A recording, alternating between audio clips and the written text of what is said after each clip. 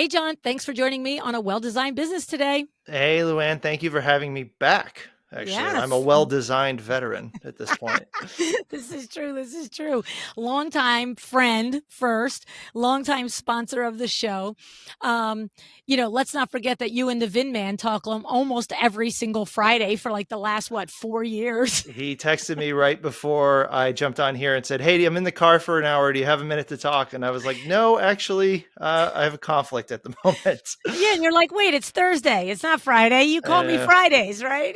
yeah, exactly. I don't even know if I told him I was going to be on the show. When you've got so many people on the show, you probably didn't tell him either. So, Oh, I did actually. oh, you He just did? yeah, I He just said, he goes, "Oh, forgot. what are you doing today?" I'm like, "Oh, I said, "Oh, I'm interviewing John again today." He was like, "Oh, that's cool." Oh, So, well, I am a huge fan of you and the Vin Man. And Vin Man and I talk, well, I would say almost weekly, although I know the yeah. last few weeks you guys have been pretty busy. You were telling me a little bit about Yeah, all yeah, the the chaos weddings in your and world. exactly, exactly. So, okay, so here's the thing, John. Today, later in the show, I'm going to ask you about the changes that you've made to Rebel Woods over the couple of years since you've been working with interior designers and being a source for them for hardwood flooring. But the thing is, you know me, I'm like, you got to teach me something. And so I do want to learn about Rebel Woods, but I'm going to make you teach me something before we get there. Duh, I don't know. I'll see if I can. You know an awful lot, but if it's review for you, it'll be new for someone else. That's it. That's it. So we talked about strategic partnerships, and you have a really particular superpower for this. That you have, if we wind it back, you had this idea for this, innovative new way to think about hardwood flooring. That even being a second generation hardwood flooring person in your family, and in the, your dad being in the industry for 4+ decades, you just came out with this whole new approach to it.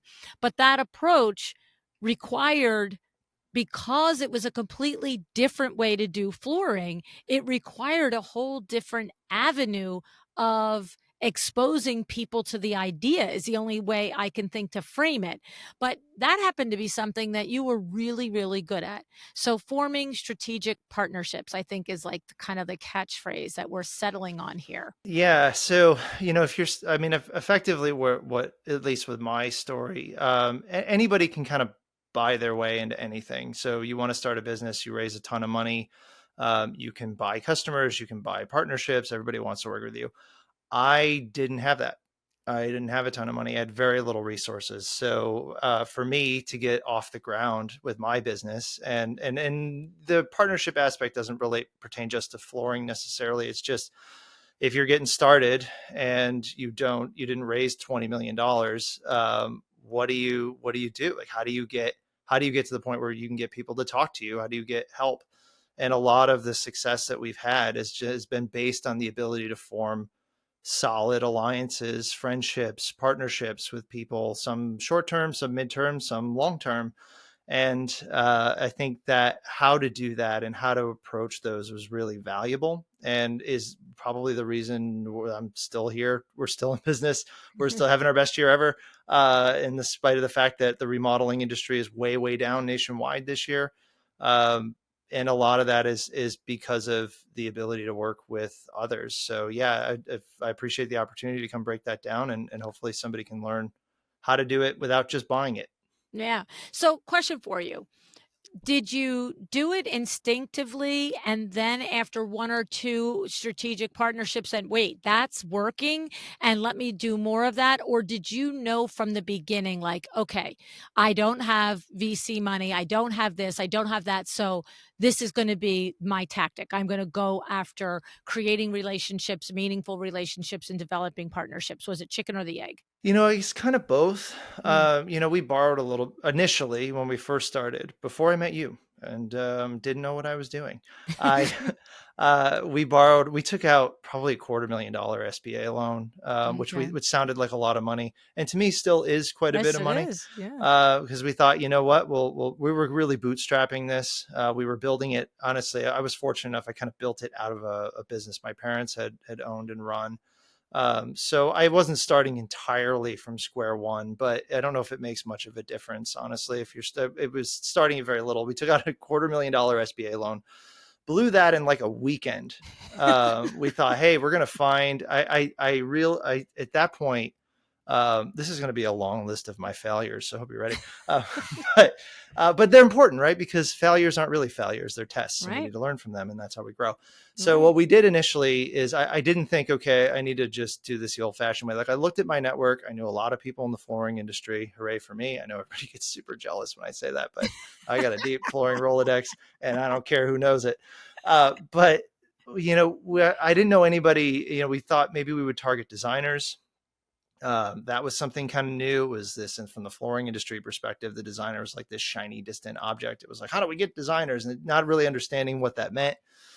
But I didn't know anybody in that industry. I couldn't use the network that I'd already had. So I kind of had to start from scratch. And the first thing we did, to go back to my $250,000 SBA loan, which I'm still paying off, uh, was the worst thing we ever did, honestly, just trying to throw money at it and buy your way in. Yeah. You can't, I mean, I'm not saying you can't do that, Mm-hmm. but even then, if you don't know what you're doing, you can really, I mean, the best way to make a small fortune in that case is start with a large one.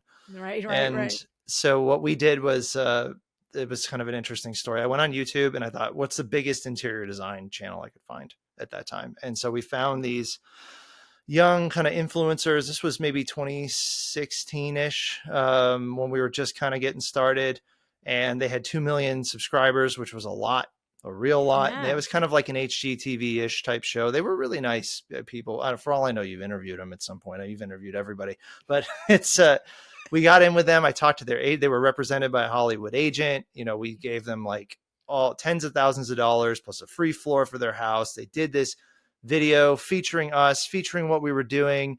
It got, I think in the first few months, 800,000 views, which at that time for a flooring video was a lot. I was so proud of myself as this marketing person. Guess what we got for sales off of that video? Nothing. Oh, Not yeah. one. Right. Not a dollar. Mm. It just fell spectacularly flat. And at that point, I realized, all right, we got to change our approach. We need to Right. figure out.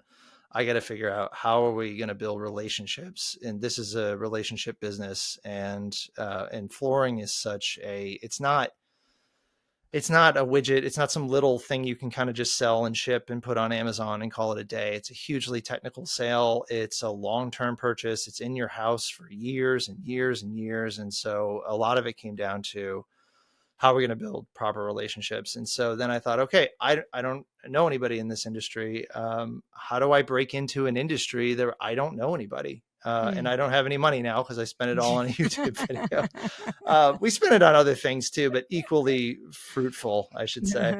But that payment every month is very real. So, I kind of changed the approach, and that was what had started. And actually, the way I don't know if I've told the story of how I came on your radar on the show before. Have I? I don't know that you've told it on the show, but I just learned in the last 6 months that it was because of Aubrey. I Yeah. didn't know that, Yeah, right? so So Aubrey is our head of business development, and we hired her a couple of years ago, but I knew her prior to that. And that was part of this story. Was I just started going to people I knew who were designers, and Aubrey had her mm, own design business and was working for a design build firm at the time that we were selling flooring to. And I just started asking my friends, like, who do you listen to, or who do you read, or who do interior design, residential interior design. There isn't sort of one central organization. There's a few organizations that are wonderful. IDS, for one, is one of right. my favorites, Yeah. but there are others that I like too. I don't want to throw shade on anybody, um, but in the flooring industry, especially wood flooring, there's the National Wood Flooring Association, and that's kind of it. There really isn't. If you want to Right, get you're in, in that's where you 16 go. places to find the flooring guy people, Right.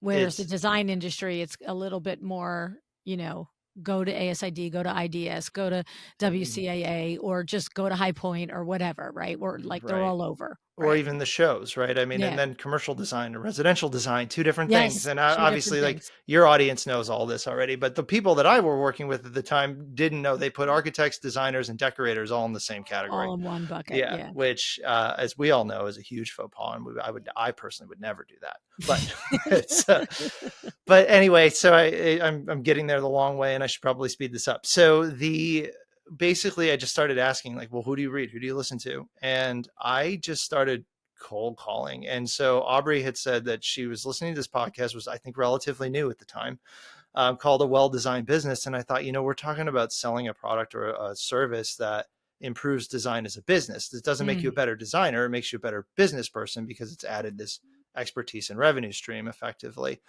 So I thought, well, that's the person I need to talk to. So I just went to your website. And at the time I'd emailed you, Mm-hmm. kind of cold emailed. And Mm-hmm. one of the primary points I want to say about success, and this kind of leads to this too, because I don't want to say that anybody can just follow my path and then be best friends with you like I am, but it's because it's not going to happen. Doors closed, suckers. So, kick that ladder behind me after I used it. So, but I will say this though, a lot of times in America and maybe other places, we tend to conflate luck and talent. And Mm. I think talent is very important and talent is very real, but we tend to minimize luck in a Mm. lot of this. I mean, even the Mm. fact that I was born in the industry I was born in, I mean, it's not the most glamorous, but there was a lot of, there's a lot of fortunate aspects of that. Born where I was born, when I was born, Mm-hmm. being even just in America. And I'm not Mm-hmm. saying that there aren't other countries you can be just as fortunate to be in, but I know that being born in America has afforded me a ton of opportunities. A lot of people Right. in the world don't get. That had nothing to do with me and my work ethic and my, Right. It was given to million you. dollar Mm-hmm. smile. Yeah. Right? Even the $1 million smile I inherited.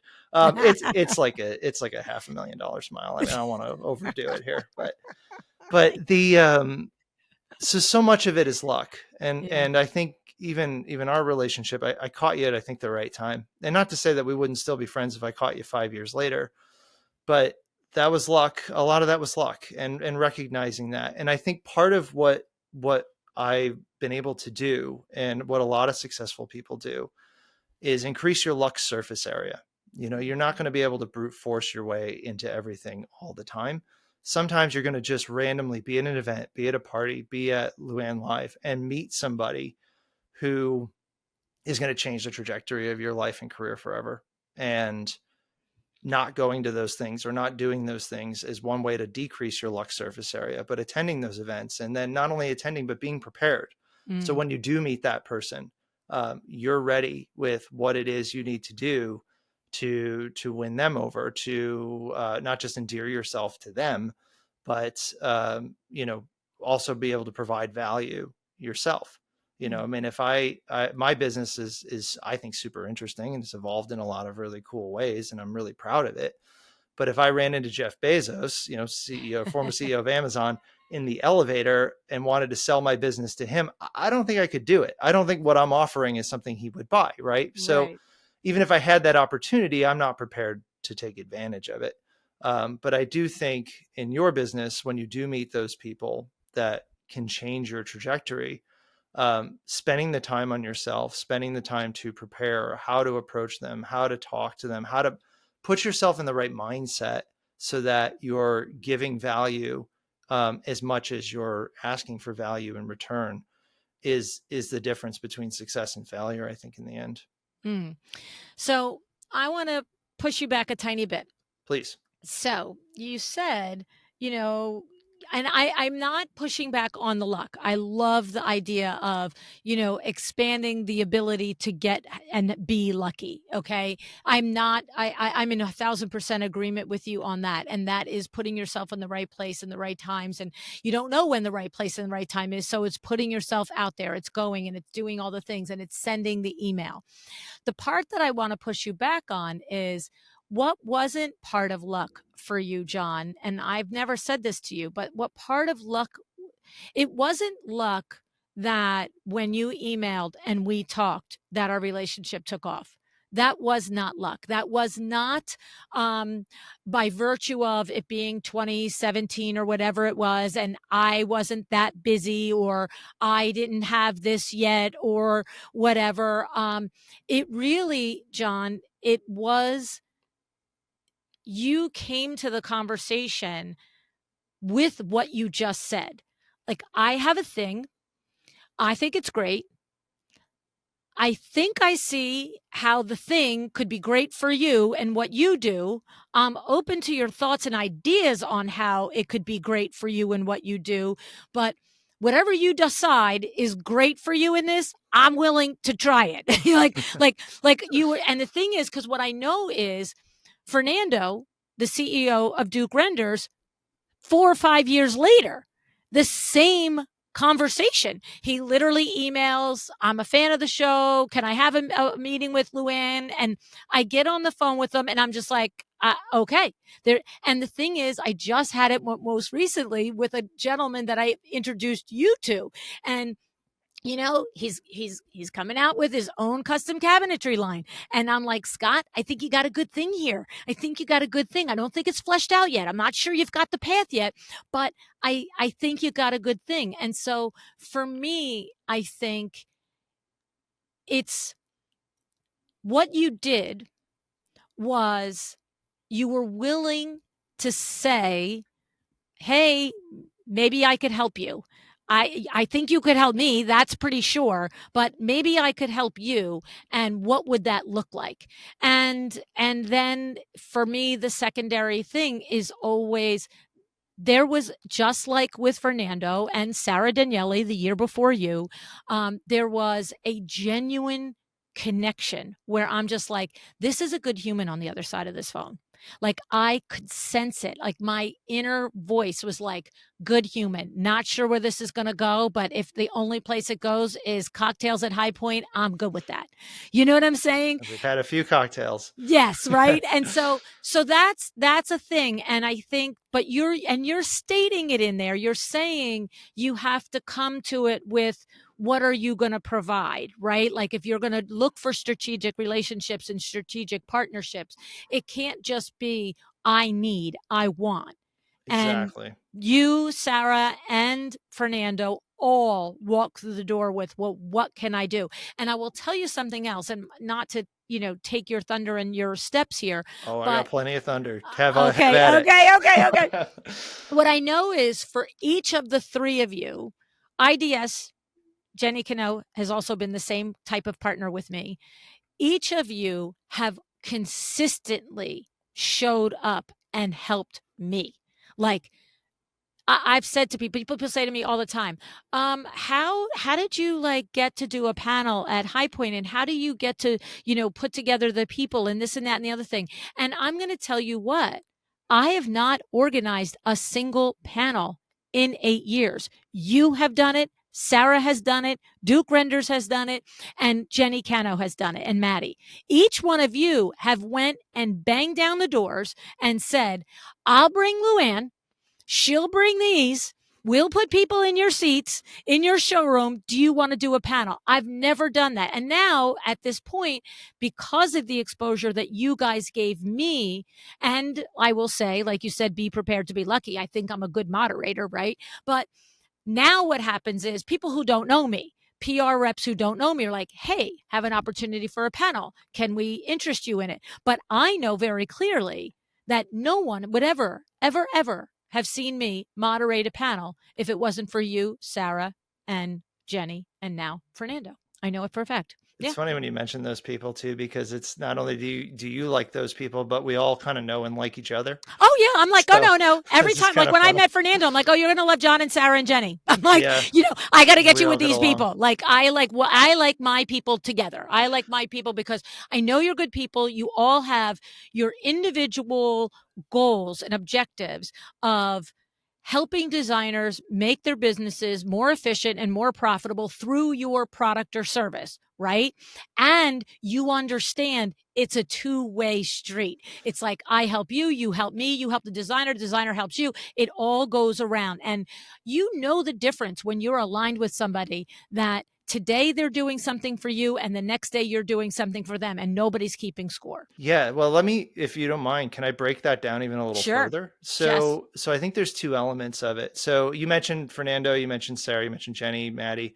They're great examples for me, right? In the sense of there's multiple types of partnerships that you can have. So Sarah, I'll start with Sarah. I've known her the longest of the group you just mentioned, and we talk semi regularly, not as much as either of us probably would like, but Right. busy, families and businesses and all of that. But so Sarah, I think the world of Sarah. I think she's brilliant, and anytime I get a chance to talk to her and kick things around with her, it's been really valuable. But in terms of like direct transactional relationship, none of my stuff's on her platform. Her platform has nothing to do with what I'm doing. Right. She could go out of business tomorrow. It's not going to affect, she won't, obviously she's doing great, but I could go out of business tomorrow. It's not going to change anything she's doing. Like we don't have like a real business relationship. Right. But having said that, we've kicked stuff over to each other all the time. So it's almost like a peer type partnership in that sense. Like you never know when someone's going to be able to offer value or not. And then which leads to the other piece. So you have two elements of this. The first is a transactional, which I think you just talked about. Here's the value I provide you. Here's the value you provide me. But then you mentioned the good human part, and that's the other piece, right? There's Yep. a beyond transactional. So I've worked with people in the past where they've only focused on the transactional, and that's a huge, huge mistake. I've worked 100%. with somebody, I'm not going to throw shade on anybody, but I worked with somebody, they had a client they were working with, connected me. It was fine. We're working together. It seemed well enough. I know at one point they needed something. I was on vacation. It was the only vacation I'd had in like 3 years. I said, look, I'm on vacation right now, but I can get to this evening when I get back to the hotel. I'm getting back. This is an important client. You need to do this all right now. It was just like, you're Yeah. not serving me well enough. I can Yeah. tell you I never worked with that person again. Right. Ironically, the client never worked with that person again either. The client is Shocker. actually now friends with me as well, but not any of the people you just mentioned, but it's, but my point is like, so there was value there for each side. But if you don't, you have to go beyond the transactional as Yes. well. And that's when somebody wants to like the people you mentioned, and obviously yourself as well. Like I want to be around those people. Right. Even though none of our stuff has nothing to do with Duke renders. We've talked about maybe trying to find a way to make it work. It doesn't really fit Right. at this point, but that's okay. Right. And it may never fit, and that's okay. I like Fernando.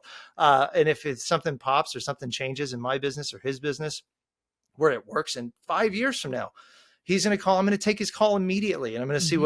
whatever I can do to help him. Well, the thing is, I think we have to understand the help doesn't always come in that I'm going to buy something from you or I'm going to sell something from you. Like each Right. time I met each one of you, like when I met you, I'm like, Sarah, you got to know him. He's also like, he's like you. He's like a computer techie guy and he's starting a platform, a software company, but the end product is, hardwood flooring. But you know what? The way each of you are young CEO inventors of a brand new product in a space, you share the space, you share the ultimate end consumer is the same, but everything you do is completely different. And it was the same when Fernando came along. I was like, you have to know John and you have to know Sarah, because again, you're not doing the same thing, but and the thing is, I have watched you guys sit and talk and it is that it's not like it is not what have you done for me lately. It's just what do we all know that one of us needs to know, and we sit in a group and we talk and we kick around ideas, and it's like it's to your point when I've had many transactional opportunities and completed projects over 8 years. They're fine. They're great. I sell stuff, people buy it. That's awesome. You know what I mean? Nothing wrong with You want that. to Nope. come and You buy a need that. sponsored show and I never see you again? It's fine. I don't Yeah. You can't be best friends with everybody you do business no, with. I mean, and the you'd run thing out is it of, doesn't all align, right? And so that right. doesn't mean that the transactional thing is a negative. Nope. It's just that I think your message is have a radar for when the opportunity can transcend the transactional, when that strategic partner can transcend like whatever you could buy or sell them. It's what other things can we do together, right? Right. It's different than just the transactional part is like, how do I get more clients? Right. And so that's like your client, right? And there's nothing wrong with that. Like it's just that's just not my secret sauce is not Right. how did I find more clients, right? Right. It's what turbocharged the business for me was those relationships Yeah. with people I think lateral to myself or people who were more successful than me, like yourself. And then it's how do you what is that human element, Yeah. and so the value, and a lot of people don't think about that. They really look at it as just like you said, just the transactional, Yeah. and that's And the fine, thing right? is, That's a customer relationship, I guess. yeah, Right. and when you think about it, like to relate it to an individual designer's business, right? It's it's what are those key partnerships? Is it your flooring guy? Is it your painter? Is it your window treatment expert? Like, who are the people that, yes, you do business together, but to your point of that one conversation when you're on vacation, how do you treat each other? How do you show up for each other? Like, I can tell you over the years at Window Works, do I ever want to get the phone call that, we've been in the calendar to go to out, say, the Hamptons for 2.5 weeks. I've arranged with installers to stay in a hotel, to be away from their families, and the day before get the call that, like, hey, you know what, the so and so didn't go in, so you can't do the window treatments, but here's the thing, you can't come Thursday and Friday, but you absolutely have to be here Monday and Tuesday. And I'm just like, sweet Jesus, like, this is not like a, could you just come at 2 o'clock? Like, I've got lives, I've got people with children and families, and we've got other projects going on, but who's the one that we move heaven and earth for? Right? The Right. designer that we have a relationship with, not the transactional, client slash designer that is always like just taking advantage and always in it for them and doesn't understand, the biggest thing that happens with the designers who approach things transactionally is the disrespect of telling any one of the trades a fake deadline date. Mhm. That is my pet peeve. I am a grown woman. I run a business. I respect you and appreciate your business. And if your, clients, retirement party is June 2nd, do not tell me it's May 2nd and make me a lunatic. And then I get to the house on May 2nd and there's no furniture there. And I know you're full of crap. See, that's Oof. functioning from a transactional standpoint. Like, we're talking about it, me and you and Sarah and Fernando, all at this level of sponsorship and our businesses aligning and all that. But there is the relationship and the lesson for the individual interior designer's business in this conversation. Agree? Yeah, no, I love what you just said. And if I can break that down for a second. So let's say I want to build, I want to have that relationship with you. We don't have that relationship in this hypothetical example, but I want to be somebody that you want to want to bend over backwards for, right? And not necessarily the pet peeve thing. So you touched on something that I think is really important. And I think whenever you're starting a relationship with somebody or reaching out with that, those pet peeves, like it really comes down to just manners. And I don't mean it like the Yeah. way you're thinking, like there's manners, like you say please and thank you and don't chew Open the with your mouth door. open. Right. Yeah, like No. those are fine. Those are important too. But I mean like personally, right?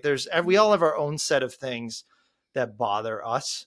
And somebody who we want to vibe with, somebody who feels like understands us, Yeah. respects us, gets us. Respect is what it is. And Right. I don't want to be manipulated because Right. I'm in charge. I'm in charge of making sure my business can do the very best thing it can do. If you can't see that in every way I've shown up to to our relationship, and you think you have to lie to me to get me to do a little bit better, then you've lost me. You've lost me at hello because you have not seen me and who I am. Right. And so everybody has those things that you just said. So if I'm listening carefully, and I hope your audience is, and they want to get to know you better, don't do that.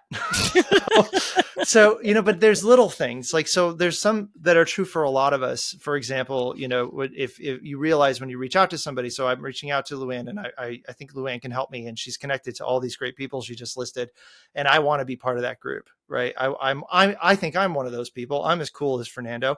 I'm not, but somebody listening might be. And I'm not gonna. I don't know. I can't be in the same room with that guy. He just makes me look too bad. But he, I hope he's listening. But but I think if I'm thinking, okay, I want to be like that. So the key, right, is understanding and presenting yourself in a way where that person is going to know that you understand and get them. And part of that is their personal manners. So in your perfect example, right, giving you a fake deadline because they don't trust that. To you, it says, I don't trust you, right? And that's not going to work. And so you might get you to maybe hustle a little more, pull your hair out one time, right? One time. That's what it gets you. It gets you one time. You cannot build a business with one time, No. right? I mean, even customers, clients, like repeat business is the lifeblood of most businesses. And if you're not going to get repeat business, like maybe you don't get the same client over and over again, referrals are the next best thing, right? And they're not going to refer you. So, thinking about it in a short term, one time transactional, how can I get over on you this one time, right? It's stepping over dollars to pick up dimes, as they say, Yes. or whatever your Yes. currency is, wherever you're listening, but equivalent. And I think from that perspective too, right? Like, so I know for a lot of people, if I've reached out to you and you've set up an appointment and you're willing to talk to me, and then I don't show up, or I forget, or Mm-hmm. you're just like waiting. Like I know somebody was listening to, no, I don't know the guy personally, but I respect him. He has a 10-minute rule. Somebody makes him wait more than 10 minutes without like, and it's one thing, right? You get busy and you're like, hey, Yeah. I'm tied up, or that's not what I'm But let talking me know, about. Right. right? But Yeah. let me know. What I'm Don't talking just about go is you by made an it. appointment for me for 2:30 or 4 o'clock or whatever time. And you just didn't show, and I called Yep. you and you didn't answer, and you were, you know what I mean? Like, I'm not Yes. taking you seriously anymore, No. I've you had know? it on the podcast. I've had it on the podcast where somebody has made an appointment to be on the show. And look, full disclosure, the line is long. I mean, like I'm grateful that so many people want to share their knowledge and their story on the podcast, but I'm one person and two shows come out a week. So, right now we're talking in June, and if you apply now, you're getting an interview in March or April of next year, right? But like the thing is, I will get to that appointment and somebody just won't be there. And I'm Ugh, just like, oh, see, right. it's You don't get another very shot. hard for me to do that. To your point, because it just leaves a bad taste, right? And I happen to be more forgiving than I think most people. Now, here's the thing, in the places I'm willing to be forgiving on, right? I'm not willing to be forgiving if you're manipulating or being dishonest with me, right? So that is a deal breaker, and I go from 0 to 60. But when you don't show up for an appointment, I'm going to give you benefit of the doubt because look, I've raised kids. Stuff happens, right? But what happens when we come right in and we're like, hey, is everything okay with you? You had an appointment to do a podcast interview. Because sometimes you get back, oh my God, I screwed up the time zone. Okay. I don't think it's very professional, but it's understandable, It right? happens. Yep. But when there's nothing, and then we're reaching out like the next day. And I'm just like, nope, stop reaching out. We're done. We're done. Because to your point, just send a smoke signal. like Right. Or something, I, some kind of email or however you yeah, communicate, yeah. that at least you can show you tried, because And it's it's actually respect, more right? important. It's actually more like missing a podcast interview. I mean, whatever, right? Like I'm not saying that's going to make or break your business. What Yeah, your but point that's an is, hour of your time that you could have been doing something else, and oh, that but hour I was get that not hour right valuable. back. Right. But that but hour is valuable, Yeah, right? but we're really talking about like a designer makes an appointment to meet a builder, Right. and Or a vendor. really what's more likely to happen is the builder or the painter makes an appointment to meet a designer and doesn't show up. Like, let's be serious. Yeah, like, right? probably. I've But seen you that. know what it is? Like maybe you're interested in pitching yourself to do a licensing project with somebody and you send an email and then they respond and then you don't pick up the ball and you don't keep the conversation going or that's what you're talking about. You're like, don't drop the balls, right? Right. So, well, typically if somebody's going to invest in you, right? Like, and Mhm. this is more if again, are you the kind of person that people are going to want to work with? And you have to think beyond just, there was a guy in our business locally that, he at one point had a it was like a GC that was feeding him work. He was a contractor, flooring contractor, and a GC was feeding him work. And at one point, the GC got himself into a situation he needed help. Like something, the job wasn't done right. He called this guy and asked him to help him.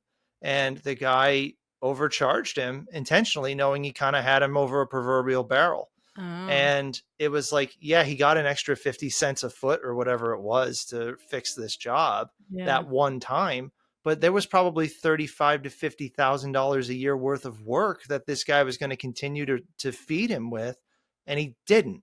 Right. Yeah. So yeah, he got it. He got the extra 50 cents. Like he did it. No one's going to make a fool out of him. And then lost 30 grand moving forward. So I think it's part of sort of anytime you talk to it, like, and I guess it's different, right? So if it's a peer, it's a little easier, but if it's somebody who's like senior to you in Mm, their career, like maybe as a designer, you want help from a designer who has been around a lot longer, has more of a right. following, right? It's a little Right. bit like, I want to learn from this person, whether it's, More business like experience. yeah, Yeah. like a Corey Damon Jenkins or Sandra Funk or somebody that, you look up to and admire and Hmm. want to, you're just new and you want to get to know them. And it's like, well, how am I going to get Sandra Funk to give me the time of day? Right. Right. But if you know Sandra, and both of us do, she's a very warm and giving person. And I mean, she's busy and she's very serious about what she does and she's good Right. at what she does, but she's not approachable. And it's not like she doesn't want to give back when she can. And so understanding that, right, to approach somebody like Sandra, my hypotheticals, which I hope she's listening to, but I'm talking about her behind her back in a very public space.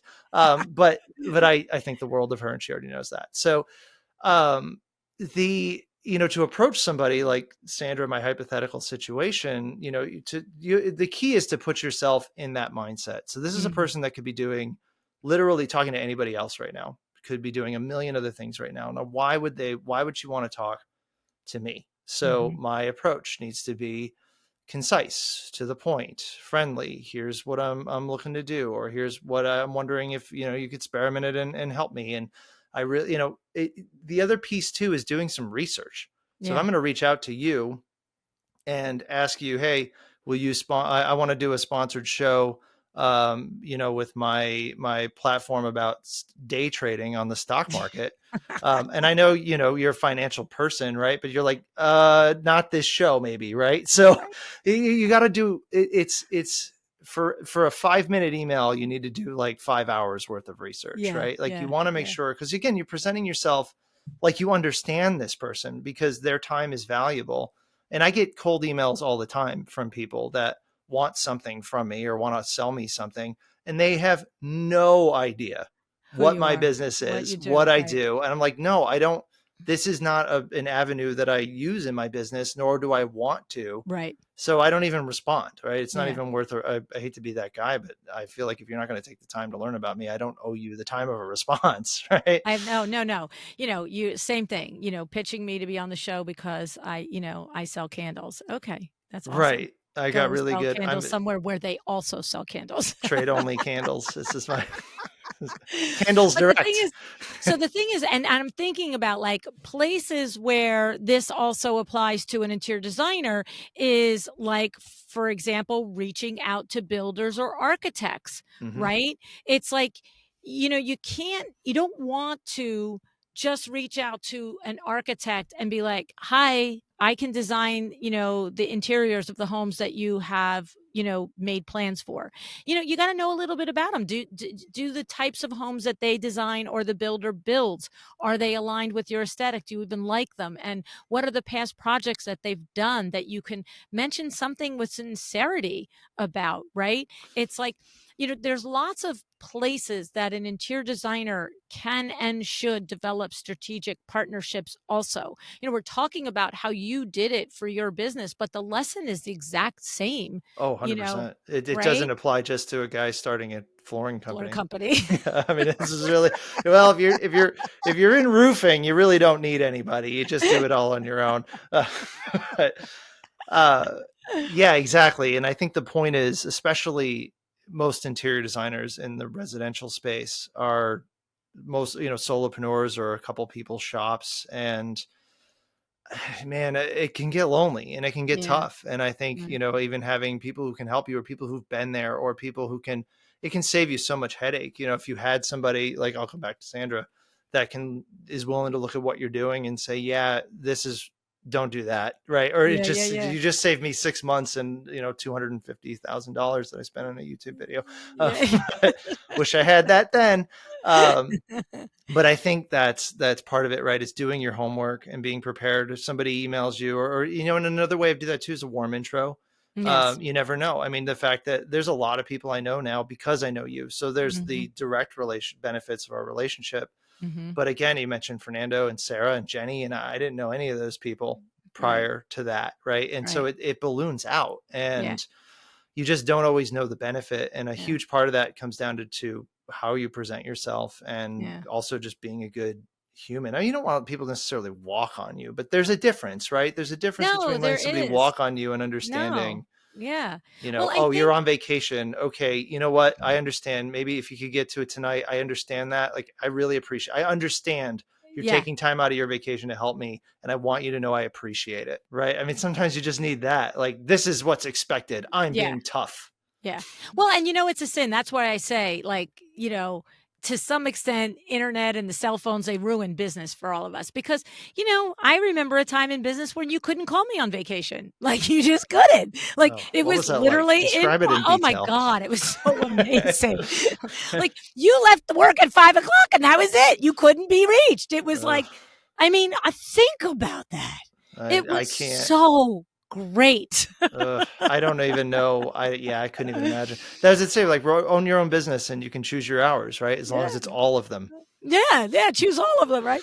I can remember being on vacations, obviously going back decades, and being like, "Well, we've got to find a payphone at once every 2 days to just check in at with the office to say," and we'd be like, "All right, we'll call you, on Monday at 3, and Wednesday at 10, and then Friday at 3, and then Monday at 10." We do the afternoon morning thing, and just so that the team would know, They get a collect okay, call from Turks and Caicos and they know it's right? you. But it was like the type of thing where we realized at first we were like, oh, we'll check in whenever. And that didn't work. That was because it created a lot of anxiety for the people who were in charge of running our business when we weren't there. And we realized that, oh, if we gave them a specific cadence, then it was like if you had a 5 alarm fire at 11 o'clock in the morning, you were like, okay, we're going to hear from them either at 3 tonight or at 10 tomorrow morning. And so you could say to the person who was completely out of bounds on the phone, I'm sorry, the owner is away, but I know I will hear from them again at this time. Right. And so it just was so much better. You're And then not I'm on a expected to tangent. just be there all the time. No, but Yeah. I think you're right. And I think but I think all that ties into, so the question is like, how do you do that? Right. Like, oh, well, it worked out great for you. Hooray. How do you Mhm. do that? And I think the key, I mean, honestly, this could be a whole book as far as like how to compose an email so that you don't look like a jerk. Because it is like, it's all etiquette, right? It's all manners. Yes. But the key, the very first approach, I guess, is I'm going to tease my book coming out that I haven't written yet. Uh, How to Not Be a Jerk by John. The author of That One Time I Was a Jerk and Got in Trouble. So the, I think the key is always putting it's sort of a sense of empathy. Put Yeah. yourself in the mindset. Really take a minute, quiet Yeah. down before you write that email. Mm. Put yourself in the mindset of the person you're writing to and ask yourself these questions. What do I want out of this? Let's say you're Mm. angry, right? Let's say maybe you do have a relationship with somebody and something hasn't gone well. Maybe, and this Mm. is true with your vendors, your builders, your architects, your Clients. clients, your whatever. Before you do any of it, and true if you're reaching out to somebody for the first time, somebody like a Luann, for example, or a Sandra, and you're saying, you have to ask yourself, what do I want from this? Mm-hmm. What do I want from this? Right? Because it's like, I'm mad. And in the negative case, right? I'm Mm-hmm. mad and I want you to know I'm mad. Okay, Mm-hmm. well, that's fine. But what do I want? Do I want this to be resolved? Do I Right. want a new whatever unit to be replaced? Do I Mm-hmm. need someone to come fix this? Do I need money back? Like what do I want from this? And then the question is, okay, what's the best way to go about this? So if I'm talking to somebody at a big company, I know they're probably not going to have the ability to just wave their hands and make this happen. So how can I Right. phrase this in a way that's going to get through the corporate spokes to how I want this done? Right. If it's, I want this person to help me, or build that relationship with them. How do I, what do I want from this? Well, then I need to understand, right? They're very busy. I need to be respectful of their time. I need to know, sometimes it's not even the transactional isn't always like, well, here's a thing where I can make you money.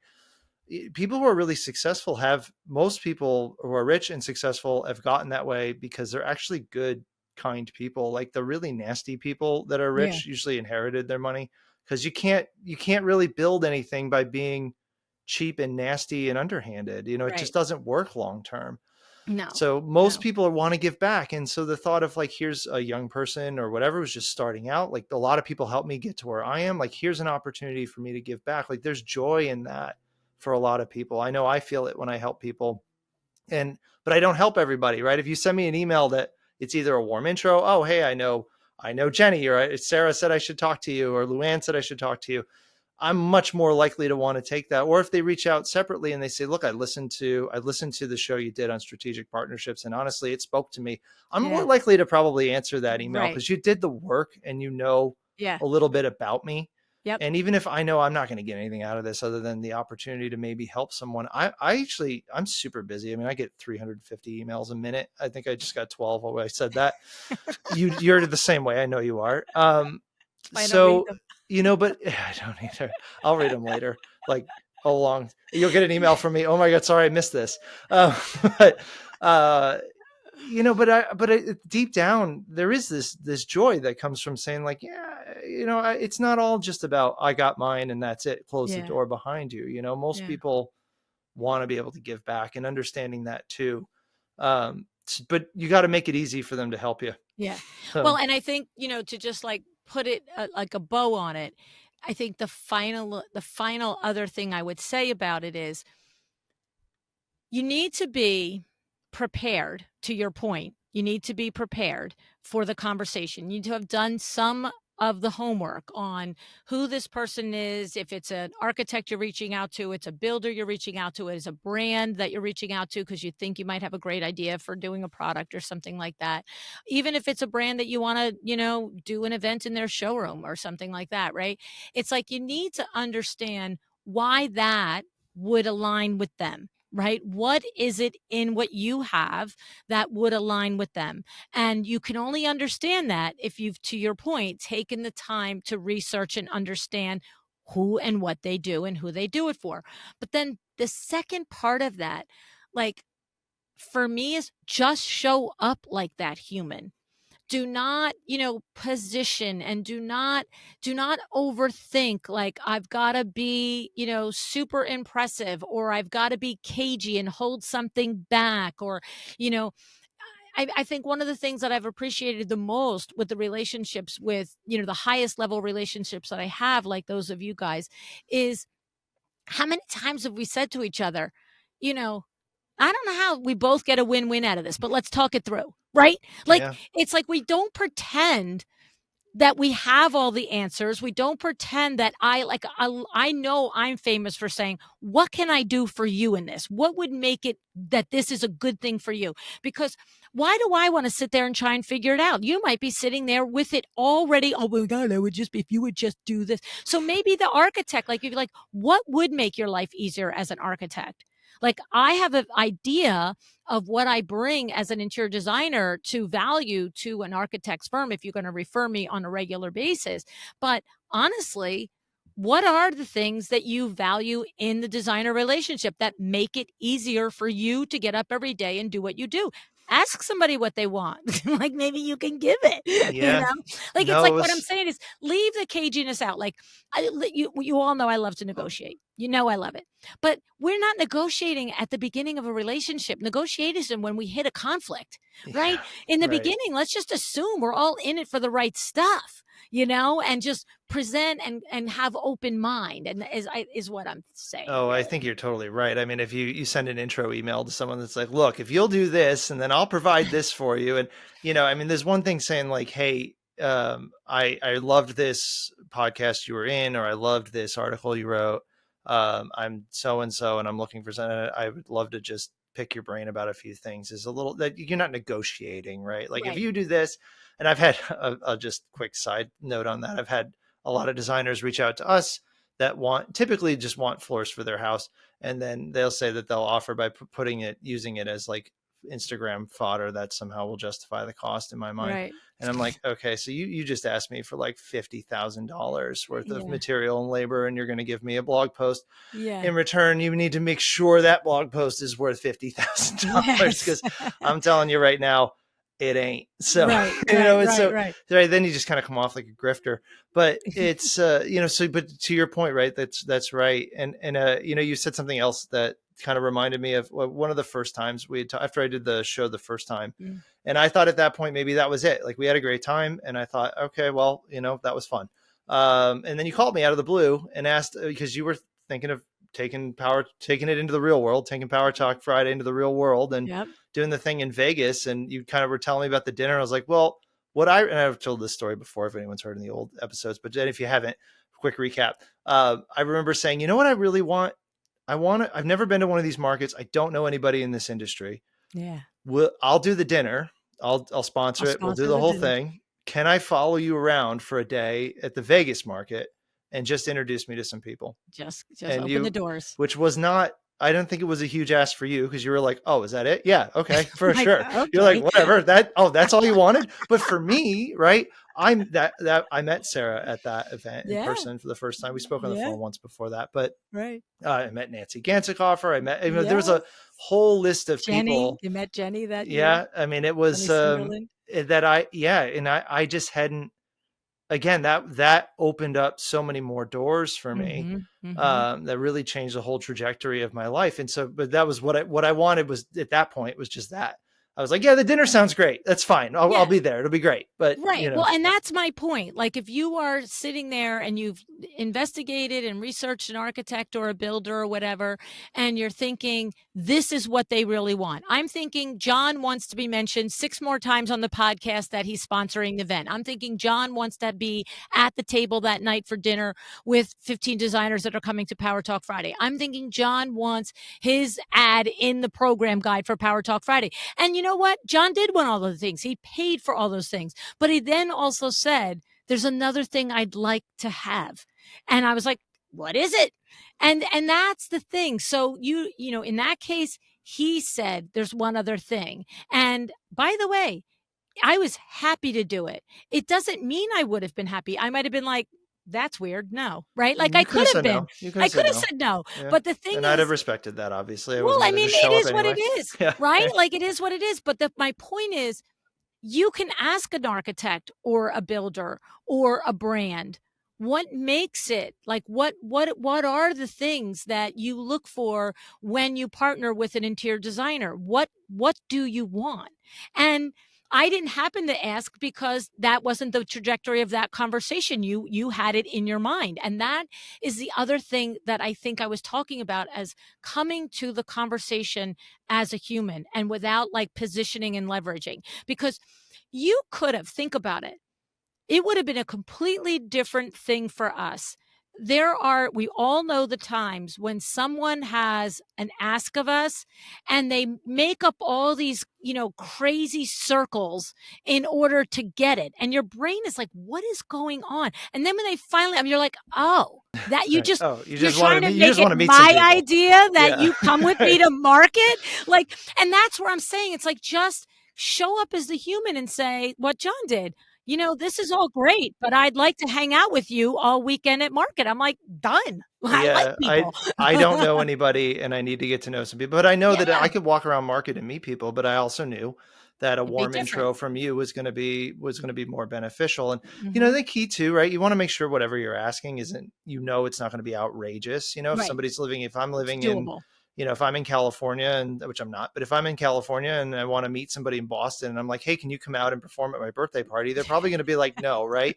But I've done this before. There was a company that I admired, a small startup outside of the industry. And I was like, I wanted to talk with them. And I was talking with the CEO, and I knew they were a small company and trying to build those relationships. So I was able to leverage that into that and say, hey, I'd love to just see the headquarters and talk with you for a minute. And I drove one morning, I got up and I drove 7.5 hours to where they were, not knowing if anything would even come of it. But it was like you said, just showing up. And I was like, well, I went and I met with them and I saw it and I learned a lot. And I haven't really kept in touch with them. It didn't seem as valuable after the fact. But just again, it doesn't always work out. But I was willing to put the work in Right. to drive out there. And then shortly after that, though, I drove down to New Jersey and had dinner with you guys that night. So that was worth it.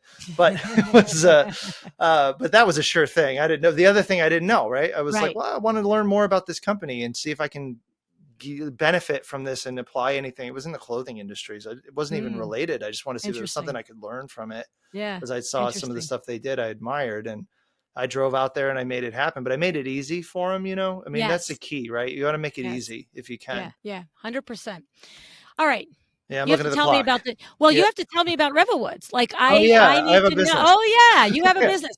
I need to know because I know that you and the Vid Man are talking every week. He keeps teasing out to me this new point of view, this new way that you're making it even easier for designers. But I'm not up to the details on it. So tell me Okay. about it. Cool. My favorite subject, me. So, what in listening to, we've been at this game for a little while. We were kind of the first designer direct flooring sourcing platform that was all in on the designers. I mean, I don't want to say that other companies don't sell to designers, they do, but not at the level that we were doing or the scale. Hmm. Like maybe regionally, you've got a company you work with, Hmm. and I think that's awesome. But what we were doing in listening to our designers is trying to understand like what do we need to be doing better? Like what is the biggest pain point and what are we not solving? And there were two. It was delivery, which is awful, but we figured it out. And the other was really just top to bottom. Delivery is only a part of it, making it easier. It needed to Mm. be easier. And so we thought we had a pretty easy way to select product, Yeah. but then fulfilling the product and installing the product was not so easy. And that was something Okay. that we didn't want to take responsibility for. We didn't want to do the installation and we didn't want, because we don't have crews all over the country. And delivery is always really tough. So we had this sort of curbside system where the truck would show up. You got to like lift gate it off and you'd have to would coordinate getting it all into the house and all that. And that's not a great experience, but it was kind of all we had. So we solved that problem. What we're doing now, and then again, anybody who's worked with us in the old workflow, like anytime someone signs up with them, Aubrey talks with them and kind of understands your business, and Hmm. this is how we can work with what you're doing. We don't brute force you into something that if you've got a system that works one way, if we can do it, we'll accommodate that. But one of the new things that we started doing is we've partnered with a company called Footprints Floors. They are an installation only franchise. So they didn't traditionally sell Oh. product. They were a little bit like, it's an flooring installation franchise and refinishing franchise. And a little bit like if you're familiar with CertaPro painters, or they used to be College Pro painters, it's Okay. like that, but for flooring. And so we entered into a partnership with them a little over a year ago, um, to where they're providing material through our platform, but they're also working with our design partners. So if you have a project that needs flooring, and this works primarily more with remodeling than new builds. We can do it with new builds. It's a different animal over there, and reach out and we'll walk you through whatever you need to do. But if you've got clients that are looking for flooring, if we have our installation partner in your area, they kind of serve as our rep on the ground. So they'll come in Oh. and they'll come in, they'll do the measuring, they'll look at the subfloor, they'll do everything for you. They want to work with the designers. They love the high end referrals they get from the designers. Mm. Their primary focus is the labor, so they're going to sell their labor, and then you would source the product through us. But they know us. It's a single point of contact if you want. If there's any Wow. issues, the installer's not pointing to us and we're pointing to the installer and we're saying, well, it Yeah, was yeah, installed yeah. wrong. We work all that out with them. It works as kind of as if it was one company. So it's almost like a Revel Woods rep comes in on meets with your client. You talk about whatever it is you want to sell in terms of flooring, and if it's feasible, right? If you're not trying to put something where it doesn't belong, you're not going to get any friction from him. He's going to call us. We'll work with him we'll coordinate delivery. We're doing all of our areas now in the home delivery is included with the price. So now there's it's almost like DoorDash, right? Like for flooring, it shows up. This guy picks it up from the terminal. It's a third party. He's got the Sprinter van. It'll show his name. Here's George in his Sprinter van, and he shows up, and we'll take the boxes out and bring it into the home for your client. Like all this stuff we weren't doing a year Wow. ago, we're all doing this Wow. now. So as a designer, it's like painfully easy. I mean, if there's no way to make it easier other than to just not do it, but then Right. you don't get any money. So, I mean, you're going to have to pick something, but it really couldn't be easier. We get somebody in the home, they take care of it. We all work on it together. The designer, the installer, Revelwood's all one giant team, so there isn't any kind of friction there. The delivery process, like I said, you can track him. It's like Uber, like you can see where he is. Oh, he's on 405. He's going to be 20 minutes out Oh, when wow. everything's scheduled. And so they bring it right into the house for him, ready to go. And you're not dealing with the freight companies or anything. So the question, I guess, the only question I have is, I still, I obviously I open up my account at Revelwoods. I have my onboarding with Aubrey, and we'll link the episode in the show notes for when Aubrey was on the show as well. I have my onboarding with Aubrey. She understands my business, my model, what type of products and things are more likely to be my lane. And I place my orders with you, but you connect me to this other company that's in my area, and then they come out and measure and tell us how many square feet or linear feet to order. Or do I have my account, but then I go to that guy for, like, what's the path? It depends on how you want to do it. In my perfect world, what I envision is maybe so again, we'll private label product for you. You can offer your own product lines and do all of that. And so what can happen is one of two ways. You have the installer, our partner, come out and we'll do the measurements and quote the labor depending on whatever product you've picked. Or alternatively, we can sell it kind of as a package to your client and then kind of commission you on the back end. Okay. That limits how much you can make doing it that way. Right. Ideally, too, we can also quote the designer kind of the package. Here's the material at trade. Here's the labor at a trade discount. And then kind of like what you would do if you were working with a window showroom or window treatment, where it's like, here's the whole thing. And then you're going to quote, like, here's the windows. Right. And forgive me, I don't have the total ins and outs of how the window industry works, but Right. I've been trying to pay attention. And I think I know enough to sound like I don't know what I'm talking about, but, so it could work very similar to that. And then honestly, we can get really flexible, depending on the situation. So if you heard that and were like, nah, I don't like that, that doesn't mean that we wouldn't do something for you specifically. That's part of what Aubrey kind of works out. But Okay. at scale, it works.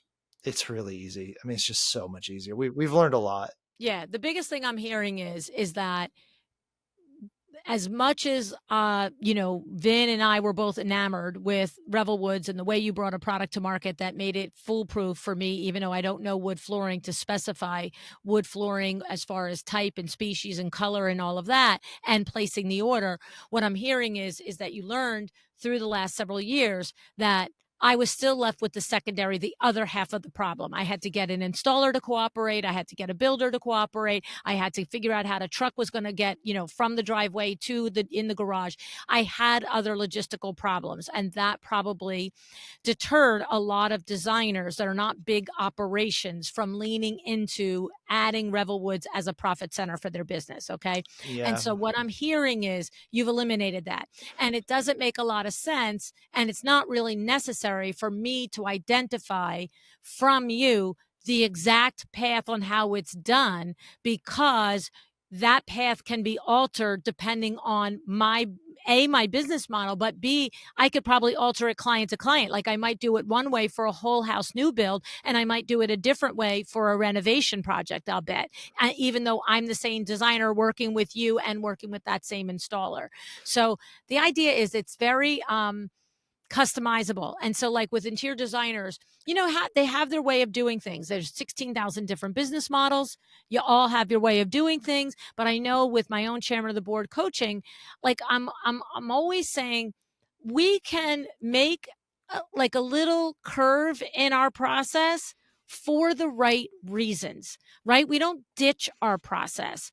But, like, for example, simple example, you could be, well, I don't really care if we communicate with my client through email or text. I really don't. Like, I mean, I have personal opinions about that, but the idea is that if somebody only wants to text and you're open to it, as long as you have the fail safes in place, I'm never going to look at a designer and say there should be no texting with your clients, right? And so that's what I'm hearing here. There isn't one path, but No. with good conversation with Aubrey and possibly yourself, if it's necessary, you can figure out the path, and it's been paved, is what I'm hearing. Yeah, I mean, if you don't want to use our install partner, you don't have to. There's exceptions, and so we would work on it with you because we notice even like not every designer works the same way, and even that same designer might not work the same way on two different projects. Right, And right. so the question just comes down to like if there's something we can't do, like, we'll tell you, and Yeah. if we have a solution or a suggestion or say, yeah, here's why this won't work, Yep. or here's why we could do this but we don't want to, or Right. we think you actually don't want to. Yeah, right. You should. We've We have learned. those conversations all day, every day, and a Yeah. lot of it's very project specific. Yeah. But the bottom line is like you're just not alone Yeah. out there. I mean, Yeah. we've got all kinds of resources that we can make it so painfully easy. Or if you really want to get in the weeds, oh, okay. I mean, we'll pick Yeah. for ticks later, I guess. Like, let's get in the weeds. Yeah, But yeah, yeah, yeah. Well, that's what I yeah, love about Aubrey being such an integral part of your team. Having, she's been great. she's a working interior designer. She speaks the language. She understands the kind of, obstacles that she runs into with the client and the kind of obstacles that you run into with the contractors and so forth. And, it's not like you're going to get the, we'll just work it out answer. She'll say, oh, I've run into that too before. And, this is a way that we come a end game around that. So, Yeah, she's okay. got a lot of experience, and that's been good. And I realistically, you probably won't talk to me much at all, and that's to your Mm. benefit. That was the other thing we needed to learn is nobody talks to John. So, no, that's not true. I'm fun at parties, but Aubrey is definitely the Aubrey is the she's lived life it. of every She's party. good. She's very was another reason we hired her. No, she's really good, and Yeah. it's been great having her on board because she speaks the language. She Yeah. understands what, as a designer, she understands what you're going through Yeah. because she's done it. And frankly, I don't. And I did the Right. best I could with what I had. Yep. And I think I did a solid C plus, but it was, given my skill sets, but it wasn't good enough. And frankly, if you need help, obviously I jump in when I need to. And Aubrey and I share an office, so it's not like when Yeah. I had foot surgery, so I'm not in the office right now. But by the time you hear this, I'll probably be all better. But That's it. but yeah, we share an office, so it's constant. If she's got a question on something or has one of you has an issue or something, I'm usually 6 feet away. In on it. Yeah. Yeah. Yeah, Yeah. Yeah. Well, this has been great, John. I really appreciate it. I appreciate all your advice on, thinking about strategic partnerships and how you might leverage them in your business and the tactical strategies to making the most of them, and showing up as a good strategic partner. That is really, I think, the final secret sauce on it is show up and be that good partner too. yeah. And we will Be link all human. the episodes in the show notes for when you've been on the show before and understand that it is a heck of a lot easier now to work with Rebel Woods and that you've learned. And so I love that. An Yeah, evolving 3 years business. I'll come back and it'll be totally different. That's Everything will be it. delivered by drone, or you can Th 3D print your that's floor, and AI will just sell it for you. It's gonna be awesome. oh my gosh, right? So if you're Oh in the my future listening to this because you that's heard me on the it. show 3 years ago and you're like, I want to hear this guy's old episodes, just know that I had that idea. Yeah, it'll be like me doing business without cell phones. It'll be like, "Wait, what kind of, like, nonsense are they talking about?" Anyway, Yeah. thank you, John, for being here today. Appreciate you. Thank you, Luann. You too. Thanks.